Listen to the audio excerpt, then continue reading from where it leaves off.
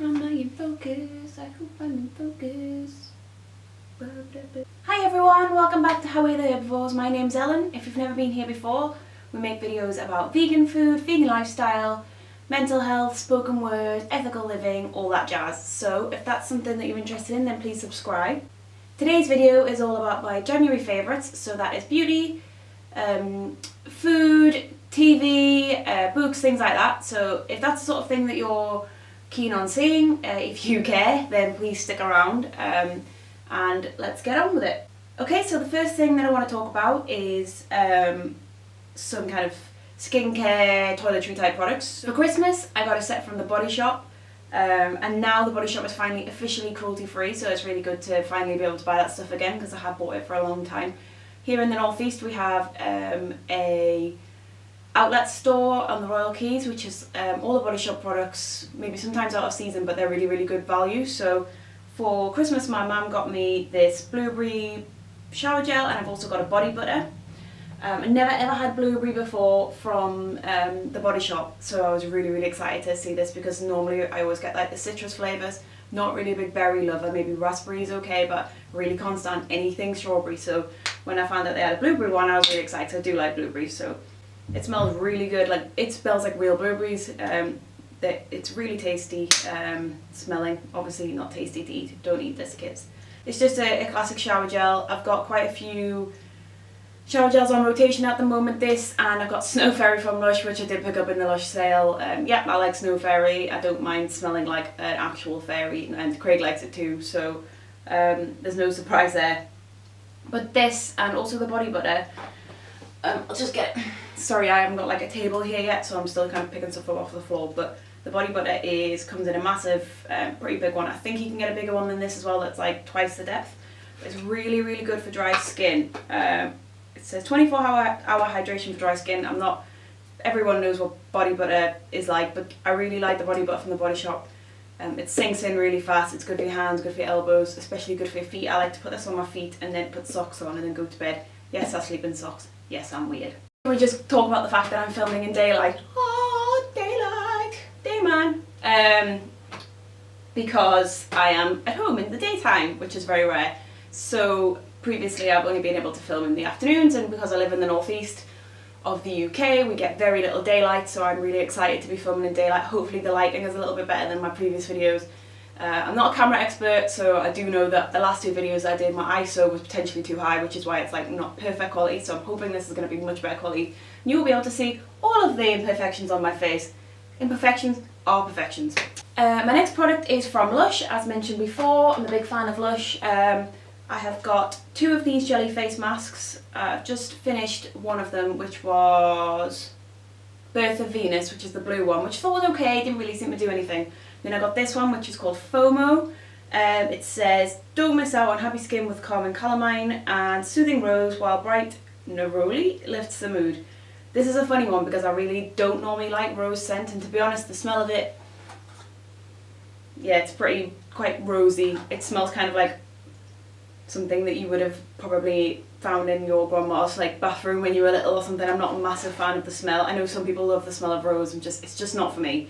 But there's something about this that is just so good for my skin. So you may know, or you may have noticed, I have been doing makeup free since Christmas Day. So I haven't worn makeup in terms of foundation, concealer, powder, etc. since Christmas Day, which is why these guys have joined us today. Yeah, having a bit of a few life things going on, so as a result my skin's like mixed, but it has improved the quality of my skin. I just am going through the process of dealing with scarring and stuff like that.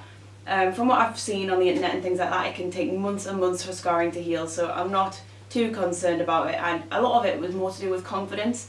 And I was wearing makeup for confidence reasons, I was wearing makeup for self-esteem, but now I'm going to do a whole video on this kind of going makeup free to heal my acne type thing, so if that's the sort of thing you're interested in, then please let me know. But yeah, it's more just about building confidence is what I'm saying.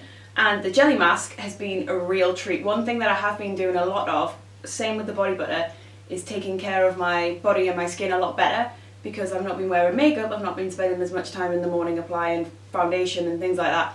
I'm applying body butter and things instead in order to kind of treat my body a bit better and not just put makeup on and make myself feel confident. So I have noticed a lot more kind of skincare and self-care, I suppose is the word, activities that I've got into my routine to take over the time that I used to spend applying makeup.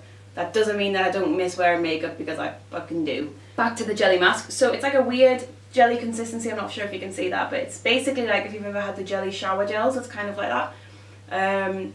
You have to use dry hands, take a scoop out, like not much. It's lasted, I've probably done like 5 or 6 and that's how much I've got left. So it's lasted ages for the tiny tub. I think these are $6.95, so not cheap, but I suppose for the amount of uses you get out of them, they're a pretty good value. And I normally do this on the weekend. I will leave it on for kind of however long I can be bothered, maybe 15-20 minutes, and then wash it off in the shower. And then I will go in after with my rose hip oil. I will link below a blog article that I've written about my skincare routine, which is kind of adapted to my no makeup month.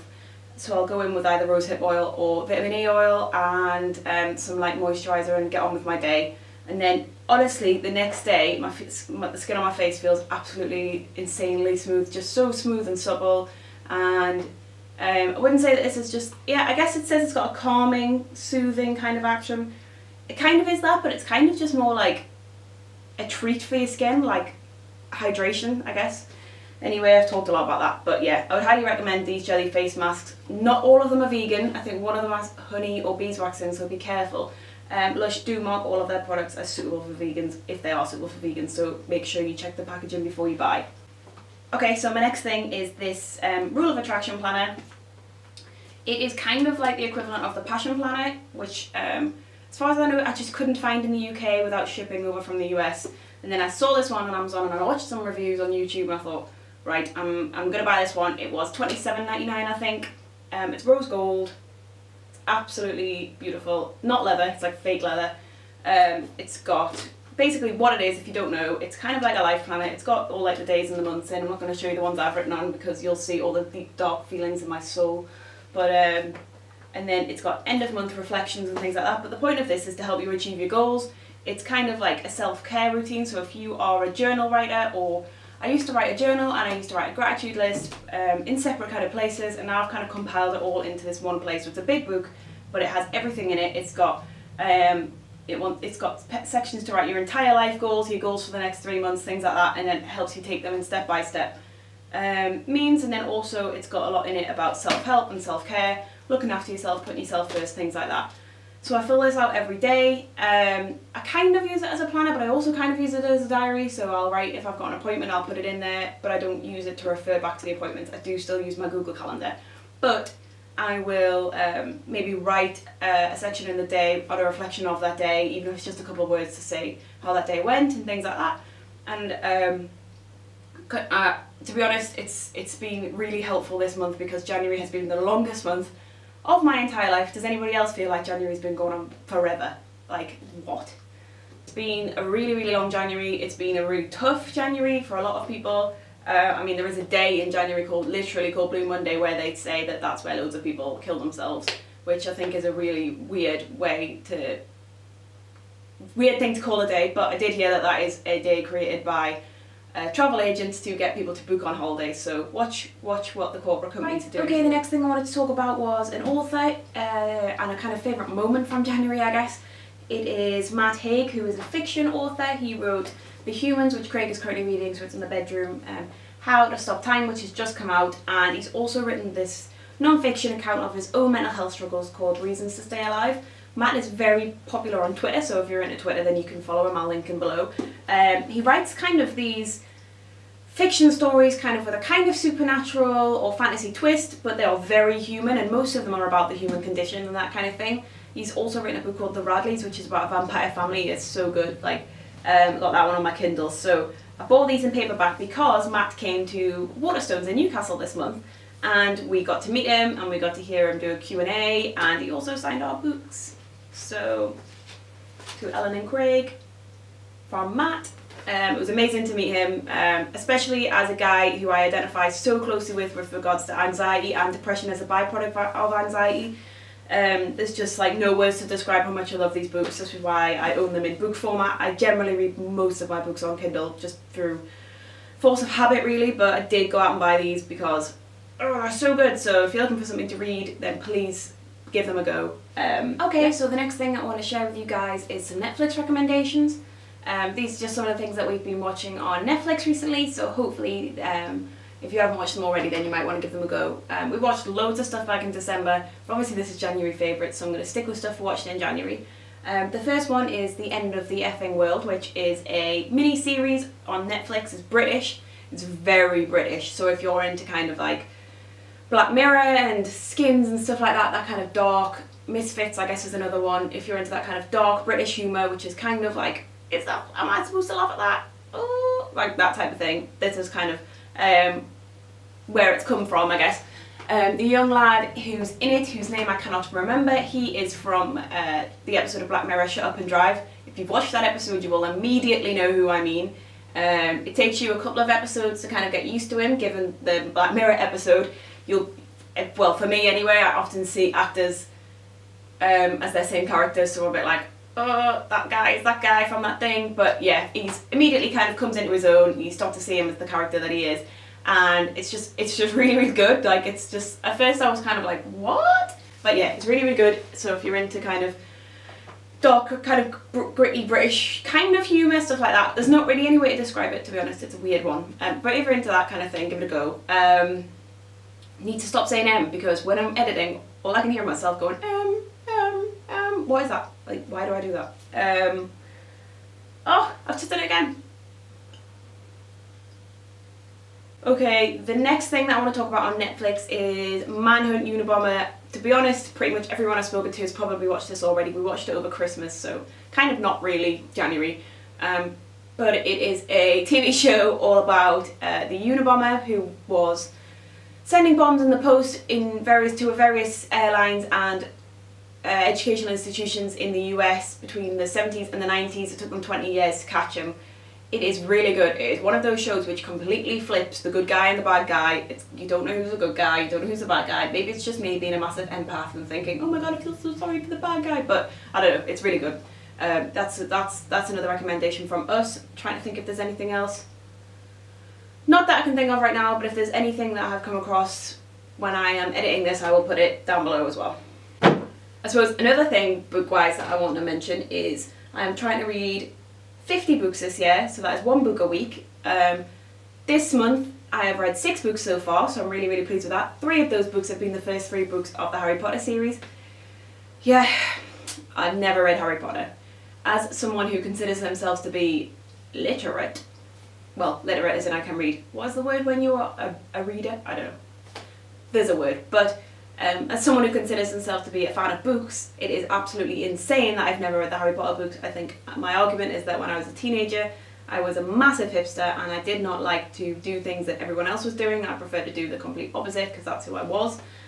So now I'm completely enthralled in the Harry Potter series. I only watched the first 2 films, so I genuinely don't know what's going to happen. And that is completely blown a lot of people's minds. I've just finished Prisoner of Azkaban and started Goblet of Fire. So good. I'm reading them on my Kindle, otherwise I would show you them, but you know what they look like. I'm totally fascinated by everything in the books. I myself am a Ravenclaw. I am proud to be a Ravenclaw, and I'm wondering where my Hogwarts letter is. Okay, so I think that's everything for my favourites. This month it's been a bit of a weird month. Like I say, it's been really, really long. I've been through a lot in my personal life and things like that, and reading has really got me through, to be honest, which is why I've read so many books. I've just sat in the flat doing a lot of reading. We haven't gone out a lot. We've been trying to save a bit of money. We're trying to save money for something we're going to do later on in the year, which is why we're trying to eat out less, but that doesn't mean that I won't be eating out at all. So hopefully I'll still be able to take you along with me on some meals that we go out to and things like that. And I'm also planning on doing a what I eat in a week, potentially something like lunches for a week, something like that, soon as well. So hopefully you'll be seeing a lot more videos from me. And if you like this video, please like, is it that side? Subscribe, whichever side it is. Comment below, because I really like to read comments, because obviously this is a brand new channel and it's just a bit of a labour of love for me at the moment. Check out the blog, howaytheherbivores.co.uk, and please have a great day.